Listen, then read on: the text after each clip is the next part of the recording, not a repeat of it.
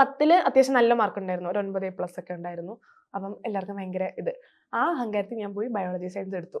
9A+ ഉണ്ടല്ലോ, biology science നമുക്ക് ചുമ്മാ പഠിക്കാം, അടിപൊളിയാണ് എന്ന് പറഞ്ഞിട്ട് ബയോളജി സയൻസ് എടുത്തു. സ്കൂള് വളരെ ചെറുതാ, 2 ഡിപ്പാർട്ട്മെന്റ്സേ ഉള്ളൂ +2-നൊക്കെ. അപ്പം കൊമേഴ്സും ബയോളജി സയൻസും. കൊമേഴ്സ് എനിക്ക് മാത്സ്, അയ്യോ എനിക്ക് കൊമേഴ്സിനകത്ത് മാത്സ് അല്ല, അക്കൗണ്ടൻസി അല്ല, പക്ഷെ എനിക്ക് അറിയില്ലായിരുന്നു. അന്ന് എന്നോട് ഇത് ആരും തിരുത്തി തന്നില്ല.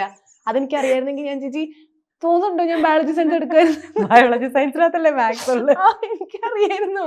അങ്ങനെ ഞാൻ പോയി ബയോളജി സയൻസ് എടുക്കുന്നു. ബയോളജി സയൻസ് എടുത്ത് ആദ്യത്തെ കുറച്ച് നാളൊന്നും വലിയ പ്രശ്നം ഉണ്ടായിരുന്നില്ല, കാരണം എനിക്ക് ഇഷ്ടമാണല്ലോ പഠിക്കാൻ, പ്രശ്നമില്ല.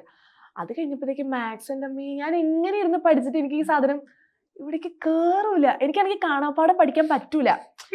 ഞാനുണ്ടല്ലോ തലകുത്തി. ഇനി സ്പെഷ്യൽ ട്യൂഷന് പോയി നോക്കി കുറച്ച് നാള്, പറ്റണില്ല. അവസാനം ഞാൻ സ്പെഷ്യൽ ട്യൂഷൻ നിർത്തി, കാരണം അവിടെ നിന്നും പഠിക്കണം, സ്കൂളിലേയും പഠിക്കണം, നടക്കില്ല ചേച്ചി. അവസാനം ഞാൻ അത് നിർത്തി.